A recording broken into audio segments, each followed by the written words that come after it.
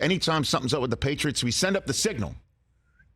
And he has answered. Once again, NBC Sports Boston and the host of his own podcast on the New England Patriots. And he is none other than Tom Curran, joining us here on the Rich Eisen Show, the host of Tom Curran's Patriots Talk podcast. How are you, Tom? Tremendous. Over the moon. Personal best. Best day of his life.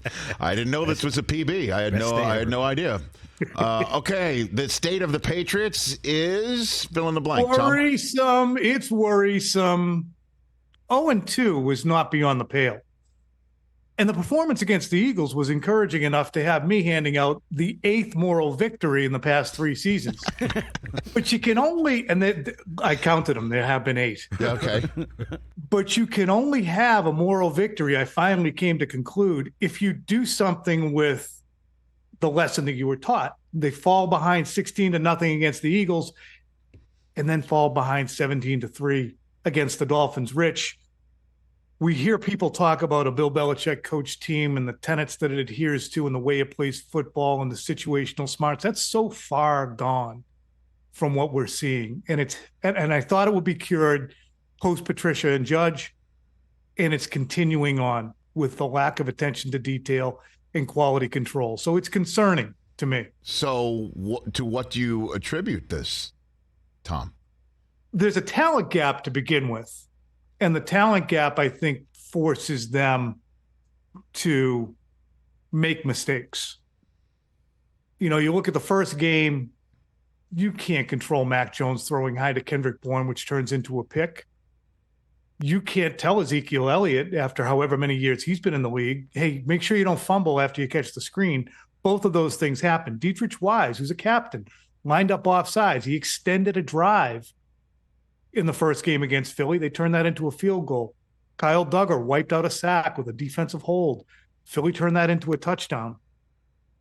And that was the end of a 20-yard drive. I mean, they played as well as they could. That's why I come out of that game and I'm like, hey, you know what? 48 minutes, they actually took it to the Eagles.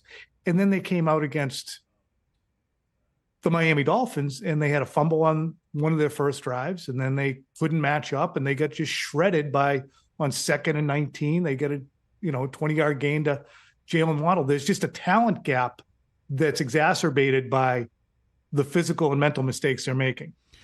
So I guess the positives would be what? Like I know you said that you expected most post Patricia and Judge cleaning up some of the mistakes that you rarely see on a team that's situationally brilliant year in and year out, certainly compared to the competition.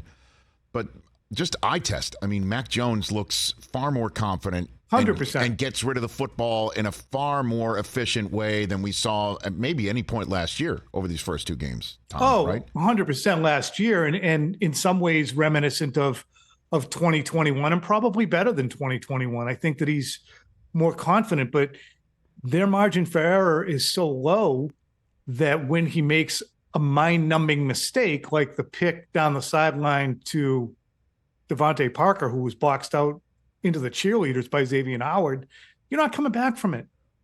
You know, people here were saying, wow, we were really close the other night. Cole Strange, I mean, it was that close to getting that first. Close to what?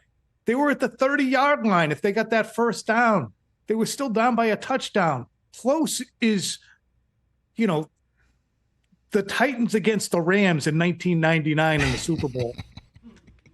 Close isn't your guard tackled at the 30 with a minute and a half left and no timeouts. Sorry.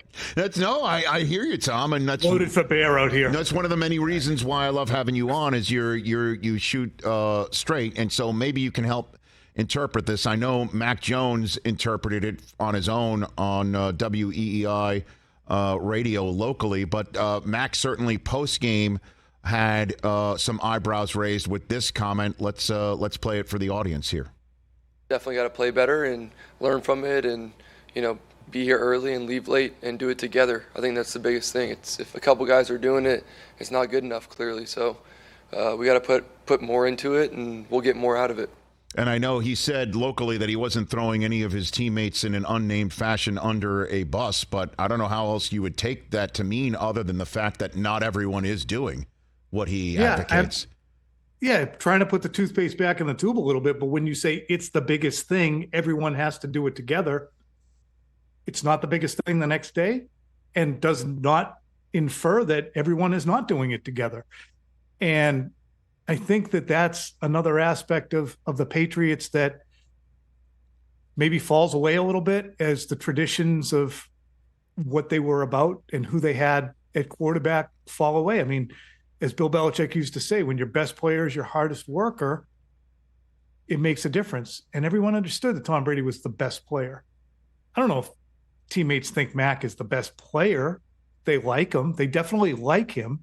They definitely think that there's upside there, and they do think he works hard. But I don't think that, random wide receiver X is looking at Mac and going, holy crap, he's pissed. I have to get in there, make sure I stay late. I just don't think it exists the same way it would have if Tom Brady looked at Chad Ochocinco and said, where are you going? So it's different. It's the nature of things. And we were spoiled that the circle of NFL life skipped 2 or 3 times over this area, but it's come around now. Well, hey man, I knew again. Let's just talk about my allegiances. I knew again when Mariano Rivera retired that the Yankees wouldn't have a closer like that again, and then we had it great, and that's the way it works for pretty much every franchise in any sport when an all-time great leaves. I guess unless you're the Packers or something like that. But you put it all together, and it sounds like you don't believe, or the general sense is that there's enough in the pipeline there to actually have a playoff season, or no, what? I think What they do you can. say? I think that they can. I think that they could have won either of those games had they not committed mistakes that they did. But Rich, in the last 5 games that they played, going back to last year, they fell behind the Cincinnati Bengals 22-0. They gave an opening game kickoff up to the Buffalo Bills. They fell behind Philly 16-0. They fell behind Miami 17-3. All 4 of those are good teams. And they didn't come out prepared and ready to play, dug themselves a hole, and then had to valiantly try to claw back. And in each of those games, they did valiantly try to claw back. All of those were representative. Not bad. So I think that they can beat teams like the Jets and the Commanders and the Colts. I think that they could probably take care of business against the Chargers. But I look at other teams and say they're not competitive against them. In their last 9 games, Rich, they're 2-7. The 2 teams that they beat were the Miami Dolphins with Teddy Bridgewater and Skylar Thompson, and the Arizona Cardinals with Colt McCoy.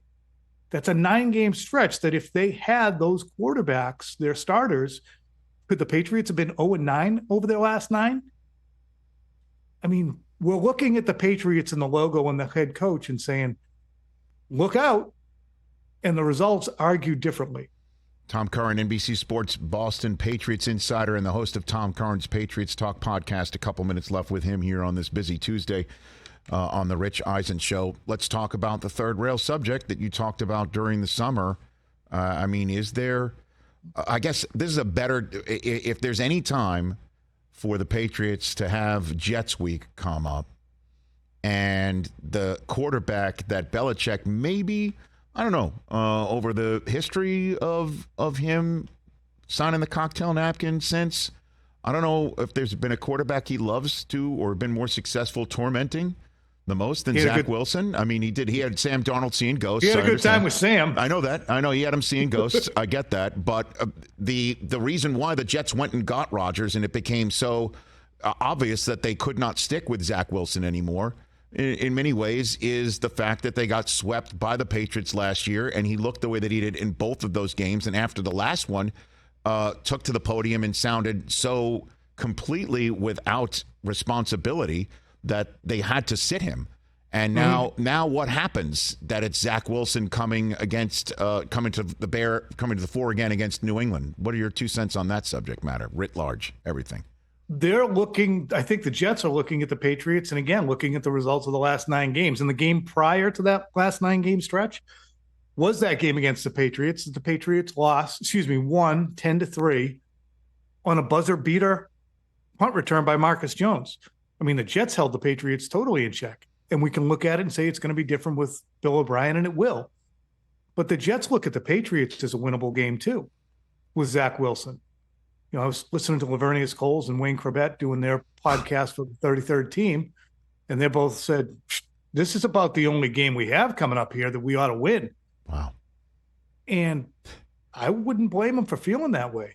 I mean, you have to look at the Patriots game and their lack of offensive explosiveness. And I mean, it's first down, second down, third down, conversion or punt. First down, second down, third down, conversion or punt. They don't get chunk plays because they don't have the skill to do it on the outside necessarily, and they definitely haven't shown the protection, and they're going up against one of the best fronts in football. The Jets are going to look at this as we can get to 2-1 here with Zach, buy the kid some time, and save our season. So this is not the layup I think the Patriots fans and maybe the players themselves kind of hoped it would be. I don't think the players would look at this as a layup either, though. I think the players are a little more realistic. Well, I think Bill's also going to whip him up, I would think. So walk me through, crystal ball it for me, Tom Curran. The Patriots wind up 0-3, losing to the Jets and giving wind to the Zach Wilson project 3.0. What does it look like there in New England and inside Patriots place, Tom? It's bleak. It's bleak. And, the following games, fortunately, I think they have the Commanders, the Saints, Vegas, the Jets again, Vegas. Yeah. I mean, the Patriots, depending upon the day and the way they're performing, are anywhere between, I think, the 12th best team in the league and the 26th best team in the league. And right now they're probably closer to 26th. They get in against a team that's better than them, they lose. If they get it against a team that's similar to them, they generally win. So they got to get the wins against the teams that are similar to them. That would be Jets, that would be Commanders, that would be Saints, that would be Raiders, and Bill will keep on. But when we talked about hot seat and what the fallout would be, I said Bill will be fine if the quality of the product improves, if the quality control is better.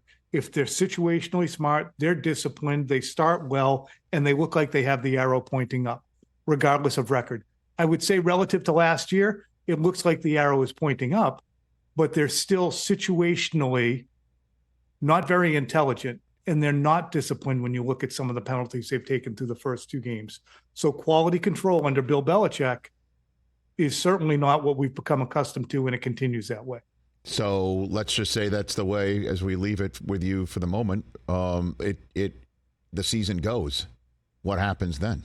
I don't know, Rich. The last time I answered the question, I had to spend a week and a half talking about hot seats.